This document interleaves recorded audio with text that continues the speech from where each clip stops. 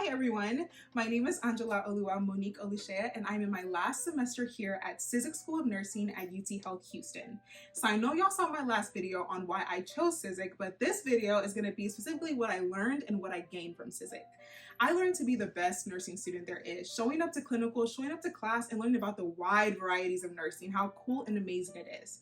But what's most important is that while I was in J2, I had the opportunity to be a professional student nurse, which was offered by Cizik, and I am happy to announce that I have accepted a job opportunity here in the Texas Medical Center as a pediatric ICU nurse. I am so happy to learn whatever I learned from this school and put it into my practice with the kids and hope to heal them. So this is why you should come to Cizik School of Nursing at UTHealth Houston.